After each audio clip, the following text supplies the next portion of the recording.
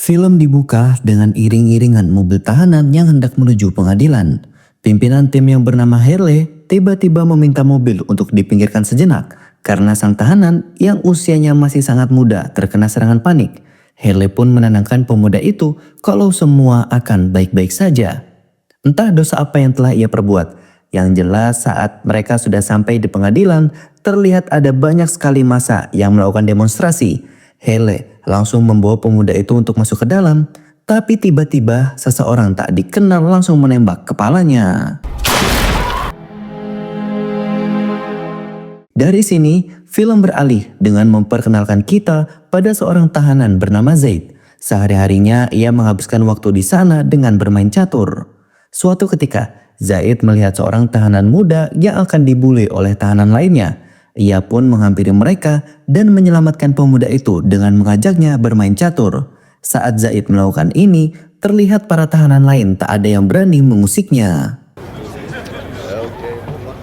Singkat cerita, kita diperlihatkan bagaimana kondisi sel tahanan tempat Zaid biasa menghabiskan waktu.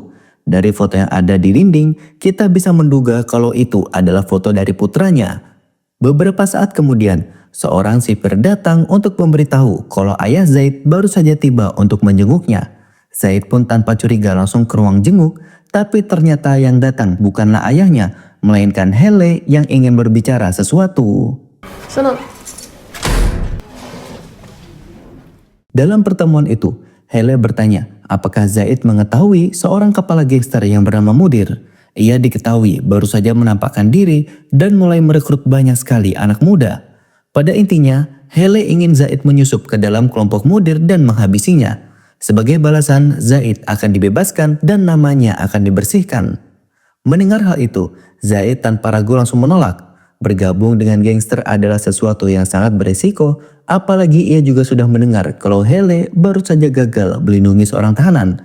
Jadi bagaimana dirinya bisa percaya kalau Hele akan melindungi keluarganya ketika Zaid menyamar ke dalam kelompok Mudir? Jeg vil have, du infiltrerer banden herindefra. Så ved du også godt, at de andre herinde, jeg ikke... By the way, kalian pasti bertanya, mengapa Hele meminta bantuan kepada seorang tahanan? Perlu diketahui kalau Zaid adalah mantan dokter spesialis. Tapi sebelum itu, ia adalah mantan anggota gangster sekaligus atlet bela diri yang sangat terkenal di kota. Dalam film sebelumnya, Zaid terpaksa menghabisi sekelompok gangster setelah adiknya dibunuh. Jadi tidak heran mengapa sekarang Hele meminta bantuan kepadanya, karena ia bukanlah orang sembarangan. Meget mere i din søns liv, vil du gå glip af. Pada malam harinya, Zaid dibangunkan oleh sipir dan dipindah ke sebuah blok sel khusus yang isinya adalah para anggota gangster. Tanpa butuh penjelasan, Zaid segera sadar kalau hal ini pasti hanyalah akal-akalan Hele untuk menekannya agar mau bekerja sama. Singkat cerita, saat pagi tiba, Zaid sadar kalau sel ini punya aturan khusus.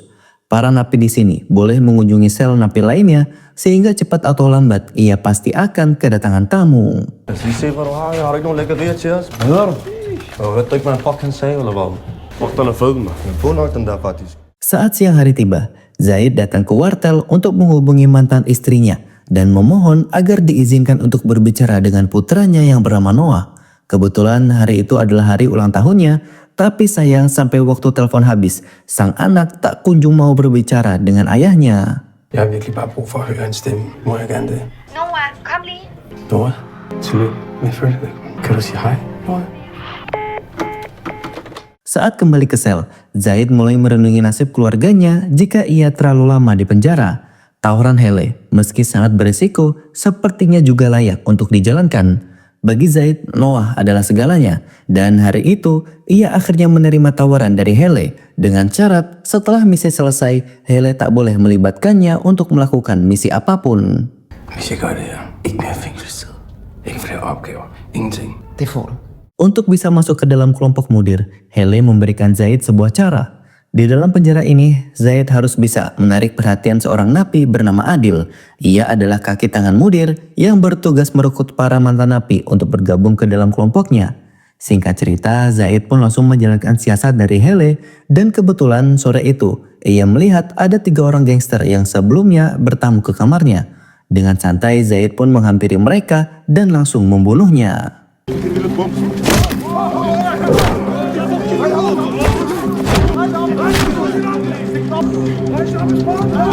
Zaid sadar kalau Adil melihat semua aksinya tadi dan mengira kalau ia pasti akan direkrut. Beberapa saat kemudian, Adil benar-benar mendatangi Zaid dan menawarkan untuk bergabung ke dalam kelompok Mudir. Jika iya, maka ada satu hal lagi yang harus Zaid lakukan. Adil menginginkan agar Zaid untuk melukai seorang tahanan yang berada di sel 157. Afdeling F, celle 157. Jeg vil have hans mor ikke kan genkende ham, når han kommer ud herfra. Saat kembali ke dalam sel, Zaid dibuat galau karena sebenarnya ia sangat berat hati untuk menyakiti orang yang tidak bersalah. Pada dasarnya Zaid memang bukan seorang begundal, tapi ya mau bagaimana lagi, ini sudah menjadi konsekuensi dari misi penyamaran.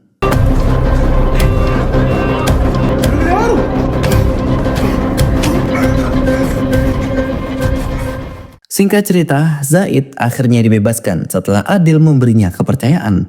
Dari sana ia memilih untuk tinggal di apartemen baru alih-alih pulang ke rumahnya sendiri. Tapi sebelum sampai di sana, lebih dulu Zaid mendatangi kediaman mantan istrinya yang bernama Stin.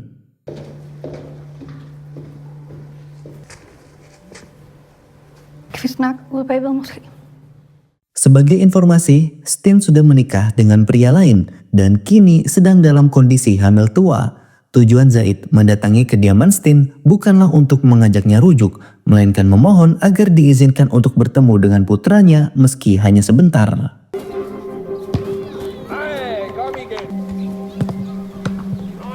Du kan se, Mila står hele tiden over højre side af målet, så prøv at skrive til. Pada malam harinya, Zaid dijemput oleh teman Adil yang bernama Jimmy. Ia diminta masuk ke dalam mobil dan akan dibawa menghadap Mudir. Tapi di tengah jalan, Zaid tiba-tiba dicekik dari belakang dan Jimmy menginterogasinya dengan tidak ramah. Ia mempertanyakan bagaimana mungkin seorang dokter spesialis mau bergabung dengan kelompok gangster. Tapi karena sudah terlanjur diterima Mudir, Jimmy hanya bisa memperingatkan jika Zaid ketahuan sebagai penyusup, maka di kemudian hari ia tidak akan segan untuk menghabisinya. Finder det mindste på dig, jeg ikke kan lide, ikke? Så slår jeg dig ihjel. Forstår? Pada keesokan paginya, Zaid bertemu dengan Hele di sebuah museum. Di sana ia menceritakan kejadian semalam dan Hele meminta Zaid untuk tenang serta melanjutkan saja misi penyamaran. Agen wanita itu menjamin kalau tak ada seorang pun baik dari unit intelijen maupun aparat kepolisian yang mengetahui operasi ini kecuali dirinya. Og mikrofoner og GPS-magneter. Du skaffer mig bare så meget info, som du kan. Ham Jimmy sagde, han var ved at tjekke op på mig. Jeg finder ikke noget. Det er kun dig og mig, der kender aftalen. Det var godt. Saat malam tiba, Zaid lagi-lagi dijemput oleh Jimmy untuk dibawa ke suatu tempat. Karena lokasinya rahasia, mata Zaid sampai ditutup agar ia tak mengetahui lokasi persisnya. Singkat cerita, saat Zaid tiba di sana, ia langsung digeledah untuk memasuki sebuah gedung.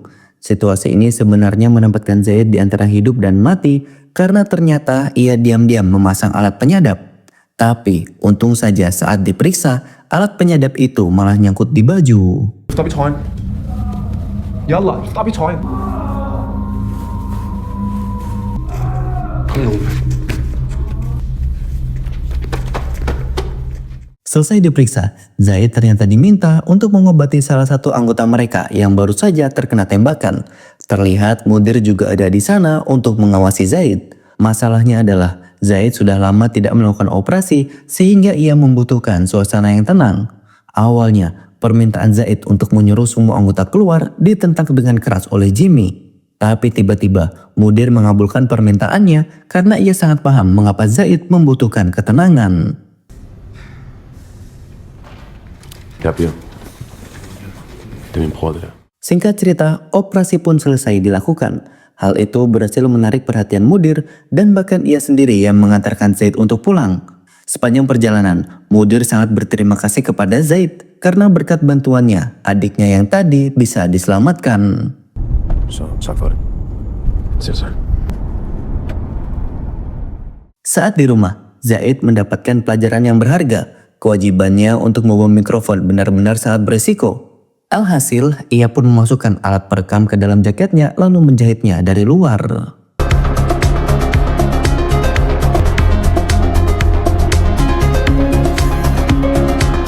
Beberapa hari kemudian, Zaid diajak untuk berkumpul bersama anggota lainnya di sebuah restoran. Hari itu, kelompok Mudir menggelar pertemuan dengan gangster lain yang dipimpin oleh seorang pria bernama Bobah.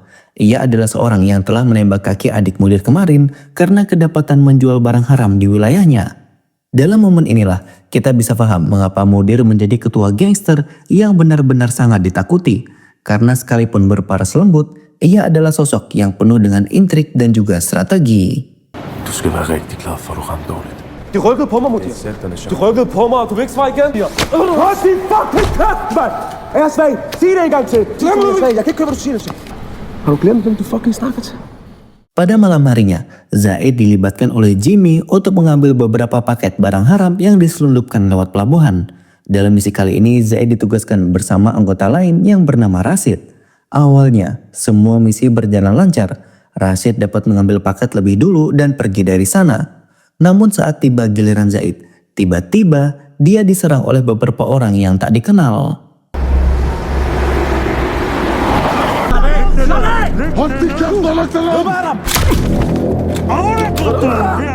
Zaid benar-benar rela dipukul hanya demi satu tujuan. Diam-diam memasangkan alat pelacak ke kolong mobil kelompok itu. Dan saat mereka sudah pergi, maka Zaid pun mengikutinya dari belakang. Jeg skal bruge location på GPS-tracker. Beberapa saat kemudian, Zaid sadar kalau para pencuri itu adalah anak buah Bobah. Tanpa rasa takut, ia pun masuk ke dalam dan meminta agar barang yang dicuri bisa dikembalikan. Bobah sepertinya tidak tahu siapakah sosok Zaid sebenarnya. Bahkan ia berani menertawakannya dan menganggap kalau Zaid hanyalah seorang kacung dari Mudir. Zaid sendiri membiarkan Bobah tertawa dulu sampai puas hingga akhirnya.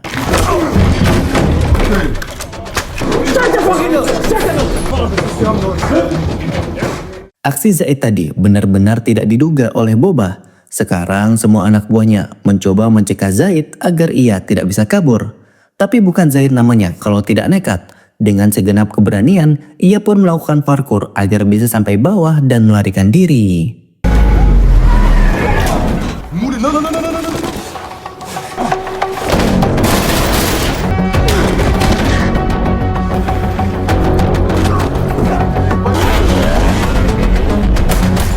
Anak buah Bobah benar-benar gigih mengejar Zaid. Mereka terus menembaknya yang saat itu sedang mengendarai sepeda motor.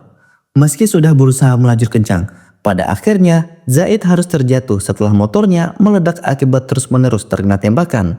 Nah, saat mau menghabisi Zaid, anak buah Bobah buru-buru putar balik karena terdengar suara sirena polisi, sementara Zaid sendiri langsung kabur dengan memasuki sebuah mobil yang disetir oleh nenek-nenek.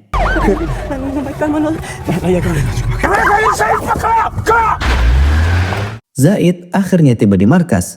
Sesampainya di sana, ia langsung menjelaskan apa yang baru saja terjadi, mulai dari ia masuk ke markas Bobah hanya untuk mengambil paket yang mereka curi. Awalnya, tak ada seorang pun yang percaya dengan perkataan Zaid, tapi begitu ia mengeluarkan pistol milik Bobah, barulah semua orang memuji aksinya. Bobas! Okay, hvis ikke du tror på mig, så ud og spørg. Jeg vidste, jeg fucking kunne regne med dig, mand. Saat akan kembali pulang, Zaid dihampiri oleh seorang anak muda yang bernama Didi. Ia adalah anggota Mudir yang bertugas mengedarkan barang haram. Maksud kedatangannya adalah meminta bantuan kepada Zaid agar mau menagih utang dari seseorang yang sebelumnya sudah membeli barang haram namun belum dibayar. By the way, Didi ini adalah tetangga dari Zaid yang tinggalnya di apartemen yang sama. Sebenarnya, Zaid sendiri sangat menyayangkan perihal ini karena anak muda seperti Didi malah memilih jalan gelap untuk memenuhi kebutuhan keluarganya. Makanya sekarang sebelum membantu Didi, Zaid sedikit memberikannya nasihat. Nede på starten, nede i Sydspanien, Marbella. Skal du derned? Hvad laver du? Hvad laver du, mand? Så går vi. Er vi en aftale? Pada keesokan harinya, Zaid mencoba untuk mendekatkan diri dengan Noah. Ia menjelaskan kalau meski dirinya masuk penjara, bukan berarti ia adalah orang yang jahat. Perkataan Zaid ini langsung dibantah oleh anaknya dengan sebuah statement yang berasal dari ibunya. Er det ikke kun onde mennesker, der kommer i fængsel? Hvad har du gjort? Setelah menemui anaknya, Zaid pun kembali bertemu dengan Hele di sebuah perpustakaan. Di sana ia pun menyerahkan semua hasil rekaman yang sebelumnya berhasil didapat. Sebelum berpisah, Hele mengingatkan kepada Zaid untuk berhati-hati karena menurut data intelijen, kelompok Boba masih mengincarnya untuk balas dendam. En dag kommer Nora til at vide, hvad du har gjort her. Men det er jo ikke hele fortællingen om dig, vel? Pada keesokan harinya, Zaid kembali dipanggil oleh Mudir untuk ditugaskan bersama adiknya dan juga Didi. Ia diminta untuk menemani mereka berdua menagih uang keamanan kepada para pemilik toko yang beroperasi di wilayahnya. Awalnya, semua tugas itu berjalan dengan lancar hingga saat mereka memasuki mobil. Tiba-tiba,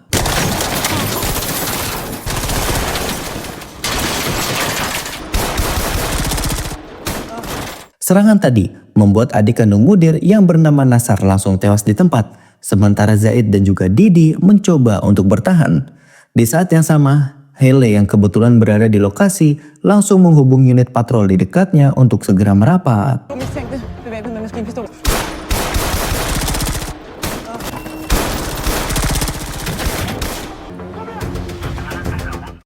Suara sirene polisi membuat para penyerang mulai ketakutan.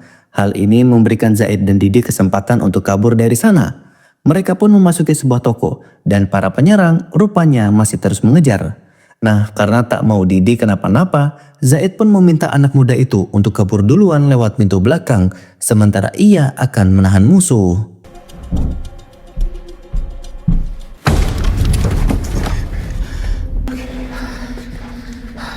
Yap, yang muncul kemudian ternyata adalah Hele. Sialnya di momen pertemuan ini, Didi ternyata belum kabur dan menyaksikan semuanya secara diam-diam. Okay.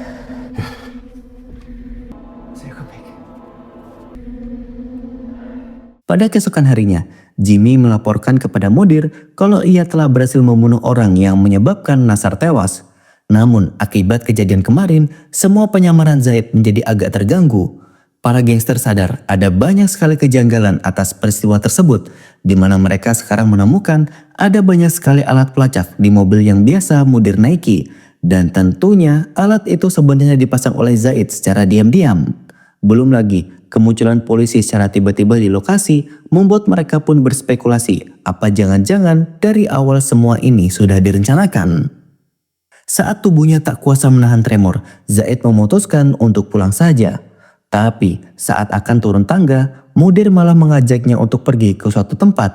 Singkat cerita, mereka pun sampai di halaman gudang kosong dan terlihat di sana juga ada Jimmy, Rashid dan beberapa anggota lainnya. Situasi pun semakin tegang ketika Mudir memberikan beberapa pertanyaan kritis terkait peristiwa kemarin. Der var en sød betjent, der dukker op. Hun har været lige rundt om hjørnet. Du så hende ikke? Så hun stak bare, ikke?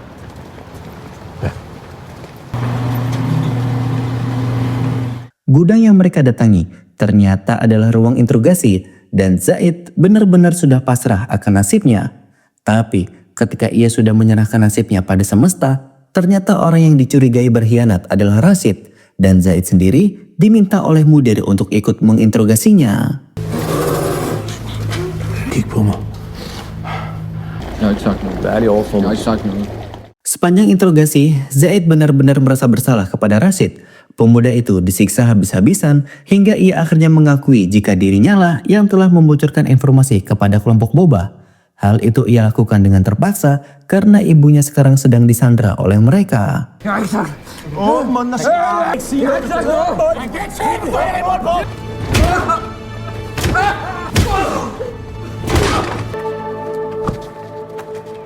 Setelah babak belur, Rashid akhirnya dibawa ke suatu tempat untuk dieksekusi. Zaid yang merasa bersalah memutuskan untuk menemui Hele dan mengajukan undur diri. Ia beranggapan jika hal serupa terjadi, maka akan ada banyak anak muda yang akan Mudir habisi. Nah, mendengar hal itu, Hele mengingatkan jika Zaid berhenti di tengah jalan, maka ia akan dijebloskan lagi ke dalam penjara untuk masa tahanan yang lebih lama. Oleh karena itu, suka tidak suka misi ini harus tetap dilanjutkan. Og jeg fortæller dig, hvornår du er fucking færdig.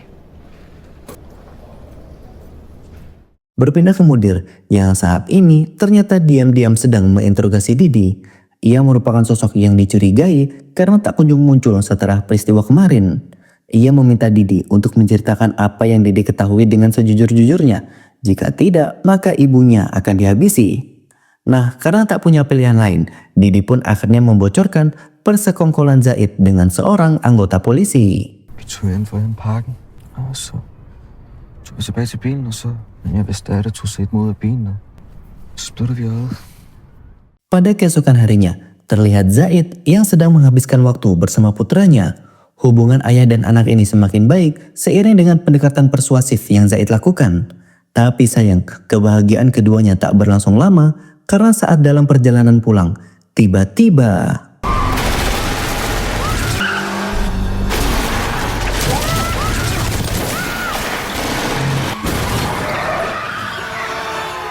untung saja tak satupun dari mereka ada yang terluka. Namun akibat kejadian ini, Zaid sadar kalau sekarang penyamarannya telah terbongkar dan akan sangat berbahaya jika ia terus bersama putranya.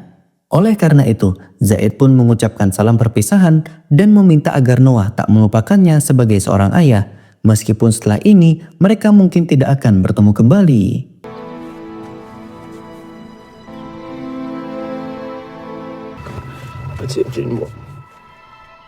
Saat kembali ke apartemen, Zaid sadar kalau para gangster baru saja menggeledah unitnya. Semua alat penyadap kini telah hilang dan yang sangat mengkhawatirkan saat ini adalah foto anaknya juga ikut raib. Zaid yang takut kalau para gangster akan berbuat buruk kepada Noah mencoba menelpon Haley untuk meminta bantuan. Tapi belum juga teleponnya diangkat, tiba-tiba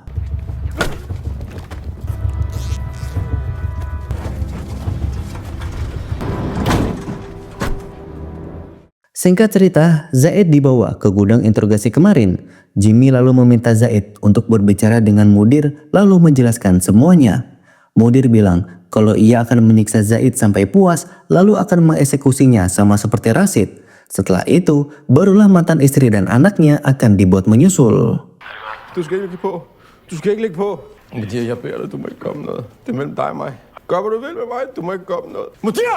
Ring ham op igen. Pikiran Zaid benar-benar kacau. Begitu tahu kalau mantan istri dan putranya akan dihabisi, ia lantas berusaha melepaskan ikatan tangannya meskipun sampai membuatnya terluka. Semua itu rela Zaid lakukan, asalkan ia bisa bebas dan pergi dari sana.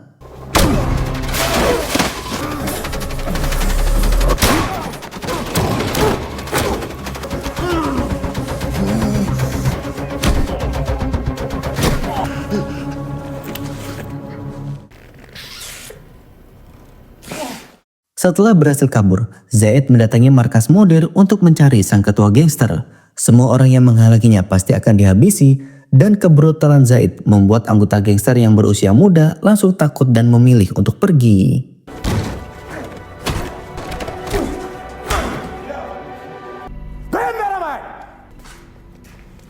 Saat tiba di ruangan Mudir, Zaid tak menemukan batang hidung dari si ketua gangster.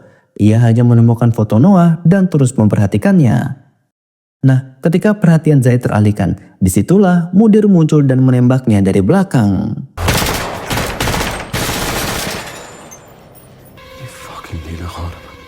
Beberapa peluru berhasil mengenai kaki dan pinggang dari Zaid. Mudir yang melihat hal ini langsung berniat untuk langsung mengeksekusinya. Tapi sebelum itu terjadi, Didi tiba-tiba muncul dan mengancam akan menekan pelatuk pistol. Sekalipun ia sudah membongkar penyamaran Zaid, pemuda itu tak ingin melupakan kebaikannya selama ini. Fuck laver du, Didi? Du skal lade ham være. Er du dum eller hvad?